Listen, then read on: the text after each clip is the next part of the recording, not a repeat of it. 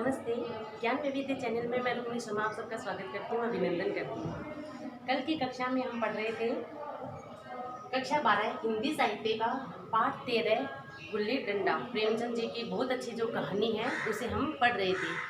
और कल मैंने बताया था कि जो इस कहानी का जो मूल उद्देश्य है या मूल बात जो कहना चाहते हैं प्रेमचंद जी कि बड़े होने के बाद देखिए बचपन की स्मृतियों को ताज़ा करते हैं। इसी के साथ साथ देखिए जो बड़े हो जाते हैं तो पद और प्रतिष्ठा है, कोई है वो किसी क्षेत्र में चला जाता है, कोई किसी क्षेत्र में चला जाता है, तो एक पद और प्रतिष्ठा है वो मनुष्य के बीच में जो एक संबंध होते हैं, एक मधुर संबंध होते हैं, बचपन की जो स्मृतियाँ होती है वो किस तरह से उसमें बदलाव आ जाता है, परिवर्तन आ जाता है, यही बताना प्रेमचंद जी का उद्देश्य है। तो कल हम पढ़ रहे थे कहानी है वो पढ़ रहे थे कि इंजीनियर है, 20 साल गुजर जाते हैं। जो कथानायक होता है वो अपने गांव में अपने कस्बे में फिर से आता है 20 साल के बाद इंजीनियर के पद को प्राप्त करके।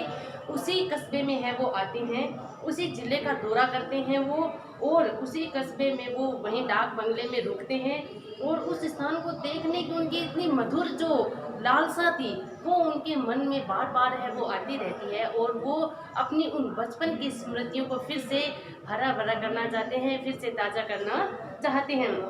और आँख है वो किसी ऐसे प्यासे पथिक की भांति है, जिस प्रकार एक प्यासा पथिक है वो जल की खोज में उसकी आंखें हैं वो भटकती रहती है, उसकी आंखें हैं वो ललायित रहती है। उसी प्रकार से जो कथाकार थे उनकी आंखें हैं वो अपने उन बचपन के क्रीड़ा स्थल को देखने के लिए है वो ललायित रहती है, व्याकुल हो उठती है। पर उस परिचित नाम के सिवा और कुछ परिचित नहीं था। लेकिन अब देखिए 20 साल का समय बहुत होता है, तो 20 साल के समय में वो जो बचपन का जो स्थान थे, क्रीड़ा स्थल थे, वो उसमें बदलाव आ चुका था, परिवर्तन आ चुका था। अगर उन्हें उस स्थान का नाम और उस स्थान की स्थिति अगर पता नहीं होती तो शायद कथाकार है वो उस स्थान को पहचान ही नहीं पाते, और इस तरह से वो चलते हैं आगे और स्थान की काया पलट हो जाती है। अगर उनके नाम और स्थिति का ज्ञान न होता तो स्थान को पहचान नहीं सकता। बचपन की संचित और अमृत स्मृतियाँ बाहें खोले, बचपन की जो संचित अमृत स्मृतियाँ थी, मधुर स्मृतियाँ थी, उन्हें वो अपने हृदय में संजोकर, और ऐसा लग रहा था मानो वो बाहें फैलाए हुए उनका स्वागत करने के लिए आतुर हो रही हो। वो अपने पुराने मित्रों को गले लगाने के लिए अधीर हो रहे थे, व्याकुल हो रहे थे। मगर दुनिया है अब बदल चुकी थी।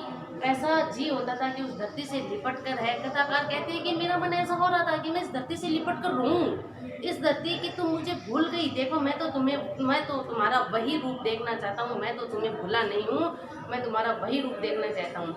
सहसा एक खुली हुई जगह में मैंने 2-3 लड़कों को गुल्ली डंडा खेलते हुए देखा। ये बात कौन कह रहे हैं? कथाकार है वो कह रहे हैं कि मैंने एक 2-3 जगह लड़कों को गुल्ली डंडा खेलते हुए देखा, इसलिए मैं अपने आप को उन्हें देखकर जो कथाकार थे वो इस तरह से भूल जाते, अपने आप को ही भूल जाते हैं कि मैं एक पद पर हूँ, एक इतने बड़े पद पर, इंजीनियर के पद पे हूँ और यहाँ का दौरा करने के लिए आए हूँ। इस बात को भूल जाते हैं वो, और भूल गया कि मैं एक उच्च अफसर हूँ, साहब ठाट बाट सब अधिकार है, वो सब भूल जाता हूँ। जाकर एक लड़के से पूछा, क्यों बेटे, यहाँ कोई गया नाम का आदमी है?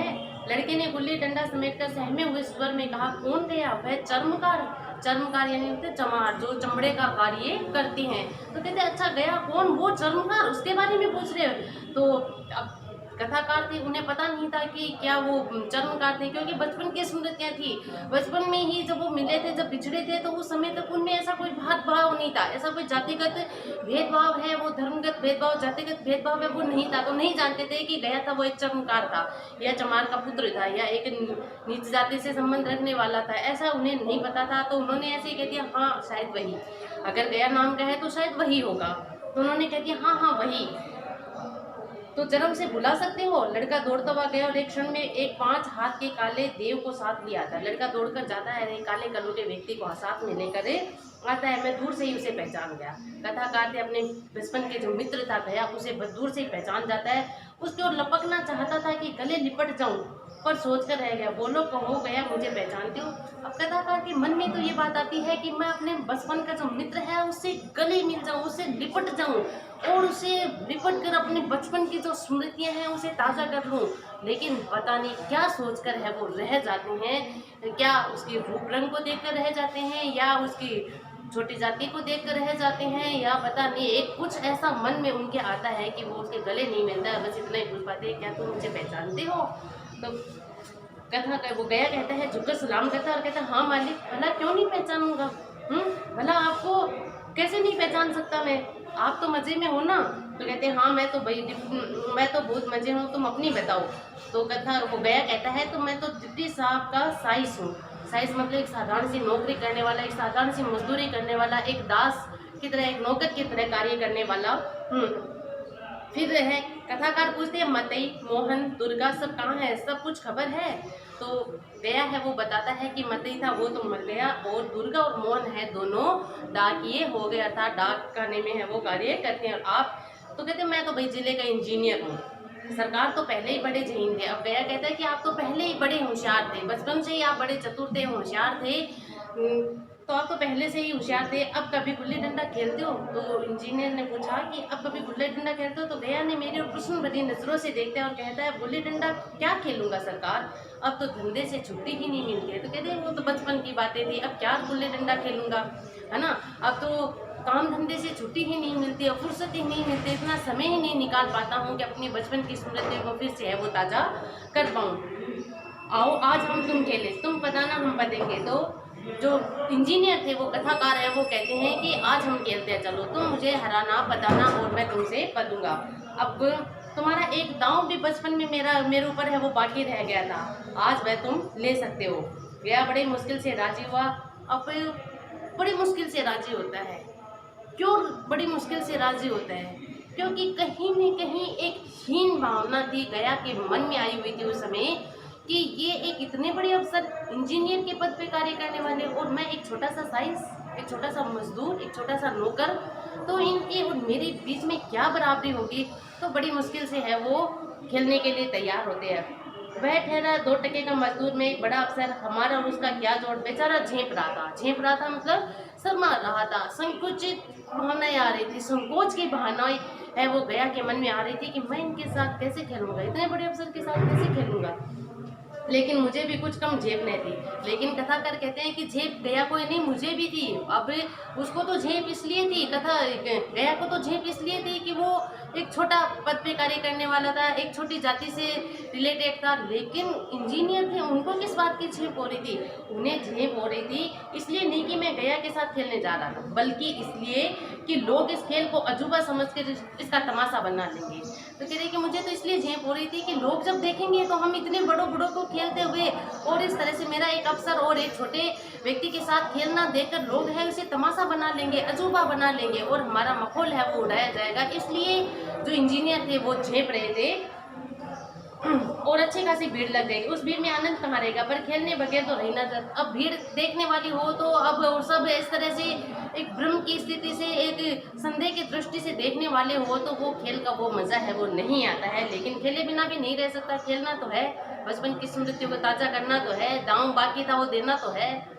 अब चलते हैं आगे, मज़े से खेलेंगे और बचपन की उस मिठाई को खूब रस लेकर खेलेंगे। तो कहते हैं कि अब भाई निश्चय हुआ कि हम कहीं दूर जाकर खेलेंगे, बस्ती से दूर एकांत में जाकर खेलेंगे, न वहाँ कोई देखने वाला होगा और न ही कोई हमारा मखौल उड़ाने वाला होगा, तमाशा बनाने वाला होगा, और हम बड़े मज़े से है वो खेलेंगे। बचपन की जो स्मृतियाँ थी, स्मृति रूपी जो मिठास थी, उसे फिर से चखेंगे, ऐसा निश्चय है वो दोनों के बीच में होता है। और दोनों चल पड़ते हैं डाक बंगले से, और मैं गया को लेकर डाक बंगले पर आया और मोटर में बैठकर दोनों मैदान की ओर चले। साथ में कुल्हाड़ी ले ली। मैं गंभीर भाव धारण किया था, लेकिन गया इसे अभी तक मजाक ही समझता था।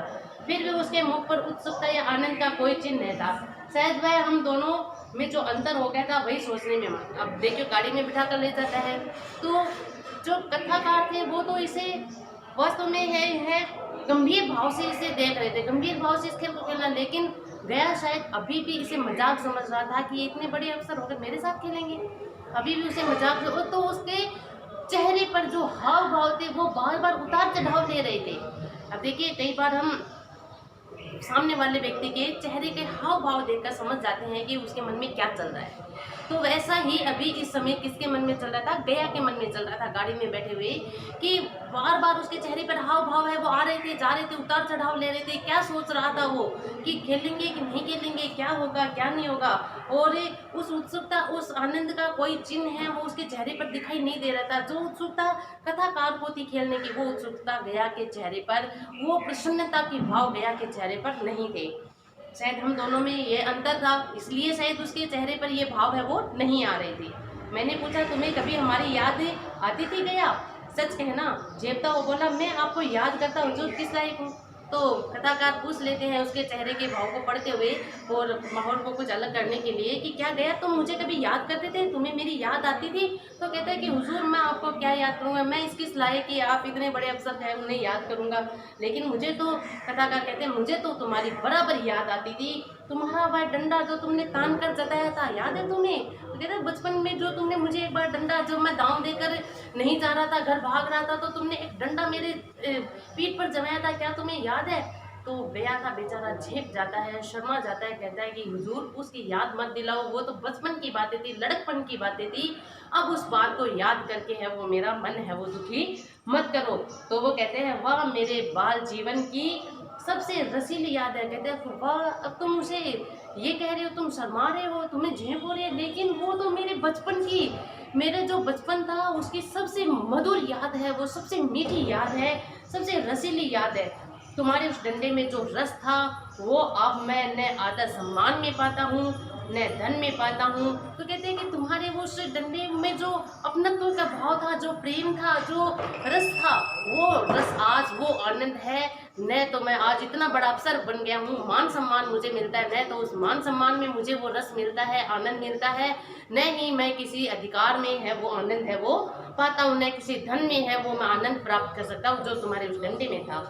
बड़ी अच्छी बात कही है यहाँ, कुछ ऐसी मिठास थी उसमें कि आज वह उसे मन मीठा होता रहता है। तो कहते एक ऐसी मिठास थी कि आज भी मेरा मन है उस डंडे की चोट से, मन है वो मधुर मधुर मीठा मीठा है वो होता रहता है। इतनी देर से बस्ती से दूर चले जाते हैं, चारों तरफ सन्नाटा होता है, पश्चिम में कोसों तक भीमताल फैला हुआ। अब भीमताल फैला हुआ खूब दूर तक, विशाल भीमताल फैला हुआ है, जहाँ अगर हम किसी समय कमल पुष्प तोड़कर ले जाते थे। एक समय था बचपन में जहाँ से पुष्प तोड़ के ले जाते थे और उसके झुमके बनाकर कानों में डालते थे, झुमके पहनते थे उनके। और जेठ की संध्या केसर में डूबी जा रही थी। अब जेठ का महीना है, गर्मी का, एकदम तपती गर्मी का। तो ऐसे में जेठ की संध्या केसर में डूबने से मतलब है कि सूर्य है वो संध्या का समय है, तो पश्चिम दिशा में जा रहा है और वातावरण है वो कैसा है, लालिमा युक्त हो गया, आसमान है लालिमा युक्त हो गया, तो केसर में डूबा हुआ बता रही हैं। मैं लपक कर एक पेड़ पर चढ़ गया और टहनी काट लाया। झटपट गुल्ली डंडा बन गया, खेल शुरू हो गया। मैंने गुच्ची में गुल्ली रखकर उछाली, गुल्ली गए के सामने से निकल गई। उसने हाथ लपकाया जैसे मछली पकड़ रहा हो, गुल्ली उसके पीछे जाकर गिरी। यह वही गया है जिसके हाथों में गुल्ली जैसे आप ही जाकर बैठ जाती थी। अब खेल शुरू हो जाता है, जैसे ही गुल्ली को उछाला जाता है लेखक के द्वारा, लेकिन गया के सामने से निकल जाती है। उसे लपकता है लेकिन हाथ में नहीं आती है। तो लेखक है वो सोचता है, कथाकार है वो सोचता है, क्या ये वही गया है कि जब हम बचपन में खेलते थे तो गुल्ली हम चाहे कैसे भी मार ले, चाहे दूर नज़दीक इधर उधर दाएं बाएं, लेकिन ऐसा लगता था जैसे गुल्ली उसके हाथों में जाकर खुद बैठ जाती थी। क्या ये वही गया है जिसके सामने से गुल्ली निकल गई और उसने उसके हाथ में नहीं, वो पकड़ नहीं पाया? क्या ये वही गया है? जैसे गुल्लियों पर वशीकरण हो जाता था। और बचपन में ऐसे लगता था मानो गुल्ली पर उसने वशीकरण मंत्र है वो फूंक दिया हो, गुल्ली अपने आप ही उसके हाथ में आ जाती थी। वह दाहिने बाएं गई हो, गुल्ली उसके हथेलियों में पहुंचती थी, जैसे गुल्लियों पर वशीकरण हो। नई गुल्ली, पुरानी गुल्ली, छोटी गुल्ली, बड़ी गुल्ली, नोकदार, सपाट, चाहे कैसी भी गुल्ली हो, सारी की सारी उसके हाथ में जाकर ही टिकती थी। लेकिन आज से क्या हो गया है, जैसे उसके हाथों में कोई चुंबक हो, गुल्लियों को खींच लेता हो, लेकिन आज गुल्ली को उसने वह प्रेम नहीं रहा। लेकिन आज ऐसे लगता है शायद वो गुल्ली से प्रेम नहीं करा, या शायद वो खेल को है वो मन से नहीं खेलना चाह रहा है। फिर मैंने बताना शुरू किया, मैं तरह तरह की धांधलियाँ करता था। अब लेखक है वो बचपन से ही धांधली, बचपन में भी धांधली करता था। एक थानेदार का बेटा था, थोड़ा कहीं ना कहीं एक रोब है वो मन में छुपा हुआ था कि मैं थानेदार का बेटा हूँ, तो उस समय भी धांधली करता था। और आज तो एक अफसर बन गया, इंजीनियर बन गया है। अब वो बताना शुरू करता है और वो बार बार धांधली करता है, बार बार हारने के बाद भी है वो जैसे तैसे है अपने खेल को है वो जारी रखता है। हालांकि शास्त्र के अनुसार गया की बारी आनी चाहिए थी, तो कह रहे धांधलियाँ कर रहा। फिर तो मैंने बताना शुरू किया, अभ्यास की कसर बेईमानी से पूरा कर। अब कह रहे मेरा अभ्यास नहीं था, लेकिन मैं बेईमानी से उस कसर को पूरा कर रहा था। और बुझ जाने पर भी डंडा खेला जाता था। हालांकि शास्त्र के अनुसार गया की बारी आनी थी, बुझ चला गया लेकिन गया की बारी आनी गई थी। लेकिन गुल्ली पर ओछी चोट पड़ती और वह जरा दूर पर गिर पड़ती थी और मैं झपट कर उसे खुद उठा लेता, दोबारा टांड लगा था। गया वह सारी बेकायदियाँ देख रहा था। अब गया था वो जो सारी बिना नियम के, बेनियम के जो वो खेल रहा था, धांधली कर रहा था, उसे बड़े शांत भाव से है वो देखता रहता है, देख रहा था पर कुछ नहीं बोलता। जैसे उसे सब कानून कायदे है वो शायद भूल गया, और निशाना कितना अचूक था। गुल्ली उसके हाथ में निकल कर टन से डंडे में आकर लगती थी, उसके हाथ से छूटकर उसका काम था डंडे से टकरा जाना। लेकिन आज वह गुल्ली डंडे से लगती ही नहीं, कभी दाहिने जाती है, कभी बाएं, कभी आगे, कभी पीछे। कह रहे बचपन में जो खेल की बात थी गया के अंदर, कि गुल्ली पर उसका ऐसा वशीकरण था, ऐसा मंत्र उसने फूका हुआ था कि गुल्ली स्वयं उसके हाथ में आ जाती थी। लेकिन आज वो बात है गया के खेल में दिखाई कतई भी नहीं दे रही है। ये कौन सोच रहा है? अफसर सोच रहा है, कथाकार सोच रहा है। आधा घंटे बताने के बाद एक बार गुल्ली डंडे से आ लगी। मैंने ठान ली कि गुल्ली डंडे से नहीं लगी, बिल्कुल पास से गई, लेकिन लगी नहीं। अब आधे घंटे के बाद खेल शुरू होता है, उसे बताता है, गया को हराता है, बार बार उसे तंग करता है, लेकिन एक बार है वो डंडे से लग जाती है, फिर भी धांधली करता है कि नहीं लगी। गुल्ली है वो कहाँ डंडे के पास से गई है लेकिन लगी नहीं है। गया ने किसी प्रकार का असंतोष प्रकट नहीं किया और कहता है कि अच्छा भाई ठीक है, आप कह रहे हो तो नहीं लगी होगी, डंडे में लगती तो क्या मैं बेईमानी करता? आप कथाकार कहते हैं अच्छा डंडे में लगती तो क्या मैं इतना बड़ा अफसर होकर बेईमानी करता था? हाँ साहब, आप कैसे बेईमानी कर सकते हो? नहीं भैया, तुम भला बेईमानी कैसे कर सकते हो? बचपन में मजा आता है कि ऐसा घपला कर जाता। अब कथाकार सोचता है कि बचपन में जब खेल खेलता था तो मजा आता था, ऐसा घपला कर जाता था। ये वही गया है ना, जो बचपन में जिसने चांटा मारा था और एक डंडा लगाया था। यह गया गर्दन पर चढ़कर बैठ जाता। आज मैं उसे कितनी आसानी से धोखा दिए जा रहा हूँ कि वह कि कुछ बोलता नहीं है।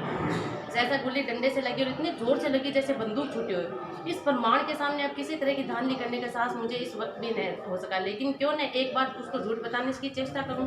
मेरा हरज जी क्या है, मान गए तो वाह, नहीं तो दो चार और पतना ही पड़ेगा। अंधेरे का बहाना करके जल्दी से गैल छुड़ा लूंगा, फिर कौन दाव देने आता है। गैल ने विजय की उल्लत से कहा, लग गई टन से बोली है।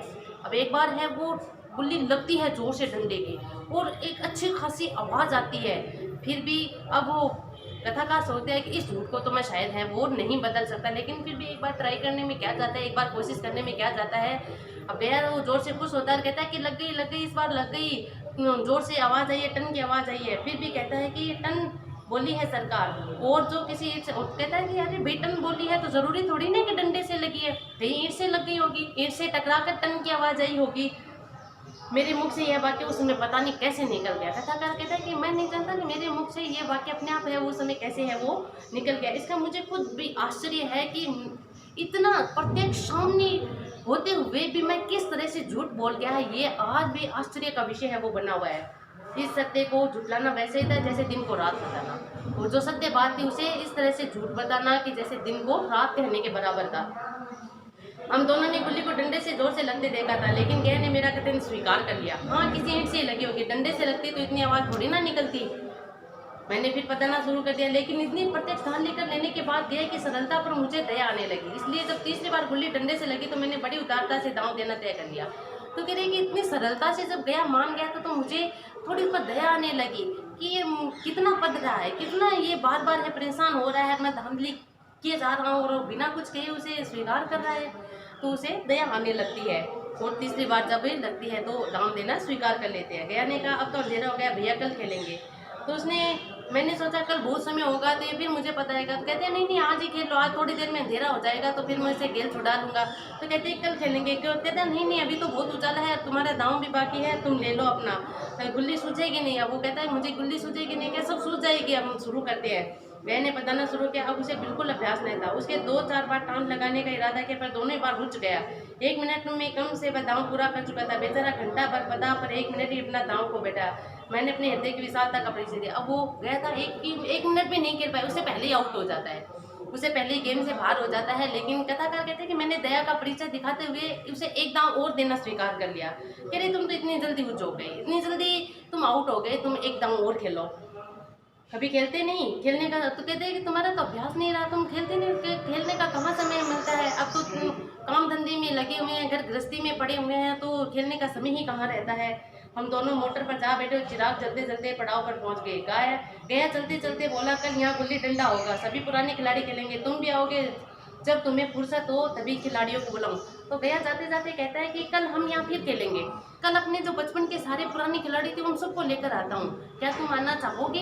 अफसर से पूछता है, अपने जो इंजीनियर था उसे पूछता है। मैंने शाम का समय दिया और दूसरे दिन मैच देखने गया। अब शाम के समय दूसरे दिन अगले दिन है वो मैच शुरू होता है और कथाकार है वो मैच देखने के लिए जाते हैं। कोई 10 आदमियों की मंडली थी। मेरे कई मेरे लड़कपन के साथ ही निकले। अधिकांश युवक थे जिन्हें मैं पहचान नहीं सका। खेल शुरू हुआ।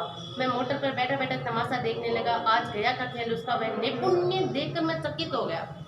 अब खेल शुरू होते हैं, कथाकार तो खेलते नहीं है, वो तो केवल दर्शक बनकर बैठ जाते हैं, मोटर पे बैठते हैं, उस खेल को देखते हैं। लेकिन आज जो गया के खेल में जो चतुरता थी, जो निपुणता थी, जो कुशलता थी, जो दक्षता थी, उसे देखकर ही कथाकार को आश्चर्य, क्या ये वही गया है जो कल मेरे साथ खेल रहा था, जो बार बार आउट हो रहा था, है जो बार इतनी देर तक पद रहा था, क्या ये वही गया है। और इस तरह के विचार है वो किसके मन में आते हैं, कथाकार के मन में आते हैं। तो टांग लगाता तो गुल्ली आसमान से बात करती, और जब वो गुच्ची में रखकर गुल्ली को और टांग लगाता था तो ऐसे लगता था गुल्ली मानो आसमान से बात कर रही थी, इतनी ऊंचाई पर है वो जाती थी। आज उसमें और गुल्ली आसमान, कल किसी वह झिझक, वह हिचकिचाहट, वह बेदिली आज नहीं थी। जो कल मेरे साथ खेल रहा था, जो उसके मन में जो हिचकिचाहट थी, जो झिझक थी, जो शर्माहट थी, वो आज उसमें बिल्कुल भी नहीं देखने को मिलती है, कतई भी दिखाई नहीं दे रही। क्या ये वही गया है जो कल मेरे साथ खेल रहा था। तो इस तरह के विचार है वो आते हैं उनके मन में। लड़कपन में जो बात थी आज उसमें प्रौढ़ता प्राप्त थी। लड़कपन में जो ये खेल में जितना चतुर था, आज तो इसका अभ्यास उससे भी कहीं दुगना है, उससे भी ज़्यादा प्रौढ़ हो गया है ये। और कहता है कि अगर कल इसने मुझे इस तरह से बताया होता तो मैं ज़रूर है वो रोने लग जाता, इस तरह से सोच रहे हैं। उसने डंडे की चोट खाकर गुल्ली 200 गज की खबर ला दी, और उसके डंडे से जब वो मारता था तो गुल्ली 200 गज दूर तक है वो जाती थी। इतना निपुण्य उसके खेल में आज दिखाई दे रहा था। पढ़ने वालों में एक युवक ने कुछ ध्यान नहीं किया, उसने अपने विचार से गुल्ली लपक ली थी। गया का कहना था गुल्ली जमीन से लगकर उछली थी, उस पर दोनों में ताल ठोकने की नौबत आ रही है। युवक दब गया। गया का तमतमाया चेहरा देखकर डर गया। अगर वह दब न जाता तो जरूर मारपीट हो जाती। एक बार एक सामने वाले ने धांधली करने की कोशिश की, लेकिन गया कहाँ धांधली को बर्दाश्त करने वाला था। ईमानदार के रास्ते पे चलने वाला था, सत्य के मार्ग पर चलने वाला था, न्याय के मार्ग पर चलने वाला था। ये गया भले ही एक छोटा साइस हो, एक छोटा मजदूर हो, लेकिन अपने जो उसके स्वाभिमानी गुण था आज भी उसमें विद्यमान था, बचपन में भी था और आज भी था। तो कहते धांधली करने की कोशिश की, लेकिन कहाँ गया मानने वाला था। हाथापाई की नौबत आ जाती है। वो सामने वाला अगर उसके तमतमाए चेहरे को देखकर वो अगर वो सहन नहीं जाता तो शायद हाथापाई हो जाती, मारपीट की नौबत है वो आ जाती। मैं खेल में नहीं था, पर दूसरों के इस खेल ने मुझे वही लड़कपन का आनंद आ रहा था, जब हम सब कुछ भूलकर खेल में मस्त हो जाते। अब मुझे मालूम हुआ कि कल गया मेरे साथ खेला नहीं था, केवल खेलने का बहाना बना रहा था। उसने मुझे दया का पात्र समझा। मैंने धांधली की, बेईमानी के, पर उसे जरा क्रोध नहीं है, इसलिए कि वह खेल नहीं रहा था, मुझे खिला रहा था, मेरा मन रख रहा था। वह मुझे पताकर मेरा कचूमर नहीं निकालना चाहता था। मैं अब अफसर हुई, अफसर ही मेरे और उसके बीच में दीवार बन गई है। अब कथाकार को ये बात बिल्कुल अच्छी तरह से समझ में आती है कि कल गया है वो मेरे साथ खेल नहीं रहा था, वह तो मुझे खिला रहा था, वह तो मेरा मान रख रहा था। मैं एक बड़ा अफसर हूँ, मेरे पद का मान है वो रख रहा था।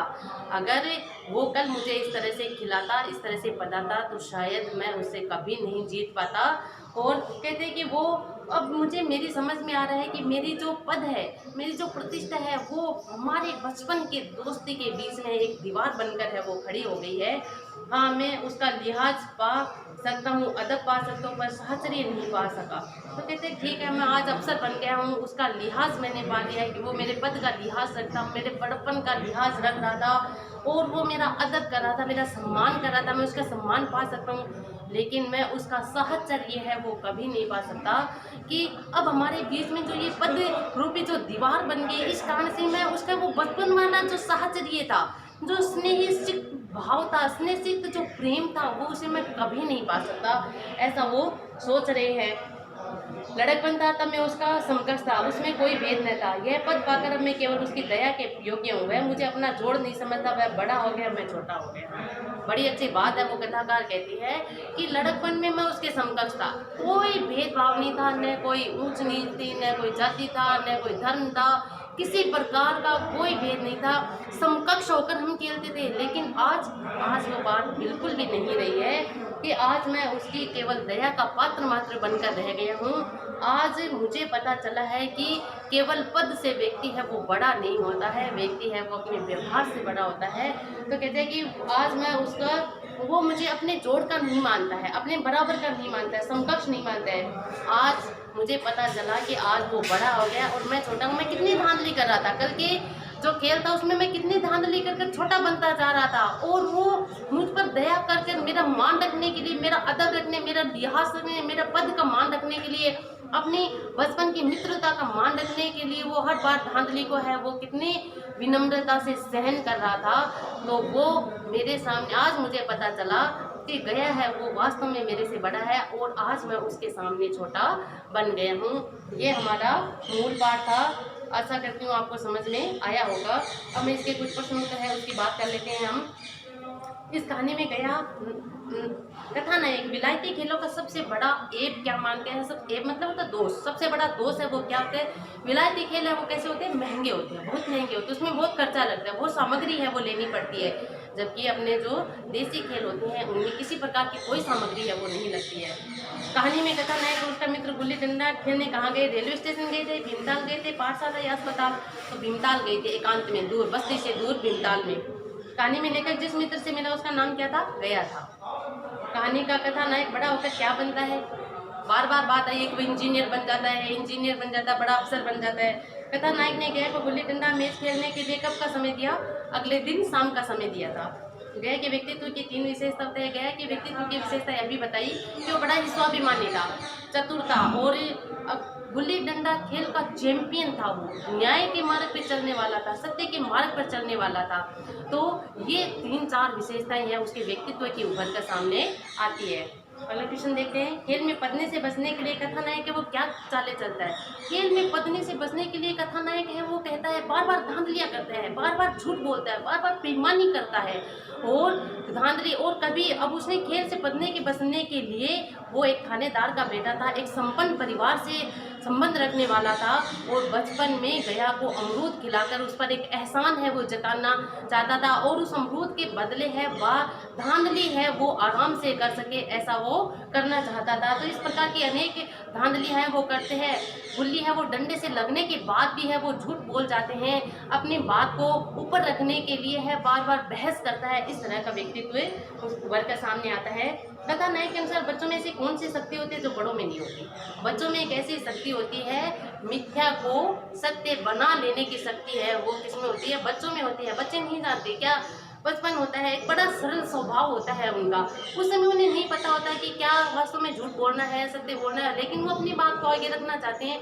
तो जो झूठ बात होती है, मिथ्या बात होती है, उसे भी वो सत्य बना लेते हैं बार बार। नहीं मैंने नहीं किया, नहीं मैंने नहीं किया, नहीं ऐसा नहीं हुआ।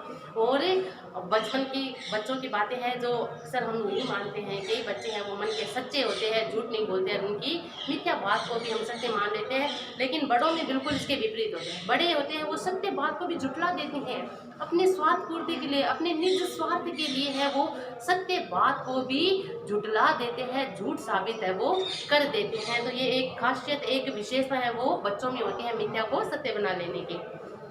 कथानायक और डेढ़ के बीच स्मृतियां सजीव होने में कौन सी बाधा बनती है। अब देखिए कथानायक और जो गया था उनके बीच में वो खेल, बचपन का जो गुल्ली डंडा खेल खेल कर अपनी स्मृति को फिर से ताज़ा करना चाहते हैं, उन स्मृति को फिर से मधुर बनाना चाहते हैं, और इसके लिए वो गुल्ली डंडा खेल भी खेलते हैं, बस्ती से दूर एकांत में जाकर खेलते हैं, ताकि उन्हें देखकर कोई उनके जो खेल है उसका मजाक न बनाए, मखौल न बनाए, उपहास के पात्र न बने वो। लेकिन क्या उनमें वो बचपन की स्मृति है वो फिर से ताजी हो पाती है, नहीं हो पाती है। क्या बाधा आ जाती है उसमें, कथाकार जो थे उनका पद और प्रतिष्ठा थी, इंजीनियर का जो पद था वो बाधा बन जाती है। एक स्तर की जो बाधा थी वो सामने आ जाती है। कहाँ एक इंजीनियर बड़ा अफसर और कहाँ एक छोटा सा साइज एक मजदूर कार्य करने वाला, तो कहाँ उन दोनों के बीच में बराबरी हो सकती थी। एक जो झेप की स्थिति थी वो दोनों में ही थी, और इस कारण से उनकी बचपन की जो स्मृतियां हैं वो उसे वो चाह कर भी है वापिस नहीं ला पाते हैं, अपने खेल में नहीं ला पाते हैं, वो बाधा बन जाती है। गुल्ली डंडा कहानी के आधार पर स्पष्ट कीजिए कि पद और प्रतिष्ठा मनुष्य के बीच नैसर्गिक संबंधों को समाप्त कर देती है।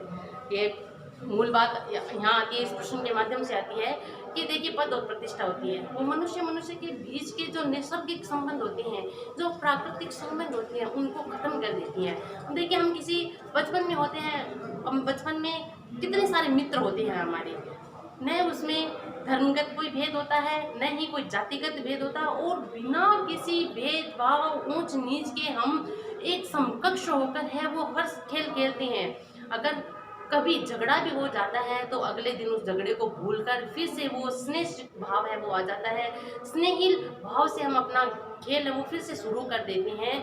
लेकिन वही बात बिल्कुल विपरीत हो जाती है जब बड़े हो जाते हैं, जब एक पद प्रतिष्ठा की बात आ जाती है, एक स्तर की बात आ जाती है। जैसे जड़े बड़े होते हैं तो अब छोटा बड़ा ऊंचा नीचा जाति जाति धर्म अधर्म की बातें हैं वो मन में आने लगती है। और इसी का प्रभाव है कि वो देखने को आगे मिलता है कि जो एक ये पद और प्रतिष्ठा एक व्यक्ति होता है, उन्हीं में से जो सारे साथी थे जरूरी नहीं है कि सारे लोग ऊंचे पदों पर जाए, बड़े अफसर बने, बड़े इंजीनियर बने, नहीं, कोई जरूरी नहीं है। किसी ने अपने स्तर के अनुसार है छोटा कार्य करना है वो स्वीकार कर लिया, किसी ने है वो बड़े पद पर पहुंच जाता है। तो जब लेकिन वही ये पद प्रतिष्ठा है, यही जो स्तर की बात है वो बड़े बनने के बाद है वो बाधक बन जाती है। संबंधों को जो बचपन की जो मधुर संबंध थे उसमें एक बाधा बनकर दीवार बनकर है वो खड़ी हो जाती है, और बचपन के उन संबंधों में एक झिझक एक तनाव एक झेप है वो ला देती है। तो ये बात बिल्कुल सही है कि पद और प्रतिष्ठा है वो मनुष्य मनुष्य के बीच में जो प्राकृतिक जो संबंध होते हैं, जो मधुर संबंध होते हैं, जो बचपन के संबंध होते हैं उनको समाप्त कर देती है, और एक कहीं ना कहीं एक झेप वाली स्थिति है वो पैदा कर देती है। कथानायक की चारित्रिक विशेषता, कथानायक जो कैसा था, चतुर भी था, चापलूस था, गुल्ली डंडा खेल का बड़ा शौकीन था, है ना, बचपन में खेला करता था, बड़ा हो गया इंजीनियर के पद पे हो गया, फिर भी उसके मन में आज गुल्ली डंडा खेल के प्रति है वो स्नेह है, प्रेम है, और गुल्ली डंडा खेल है वो खेलना चाहता है। तो गुल्ली डंडा खेल के प्रति उसके मन में स्नेह का भाव है। चतुर भी था कि बार बार है वो चतुराई करता था। अब देखो बड़े होने के बाद भी है वो खेल खेल रहे हैं तो भी अपनी चतुराई को नहीं छोड़ता है, धांधली है वो बार बार खेल जा रहा है, फिर भी गया को झुटला रहा है, बार बार बेईमानी कर रहा है।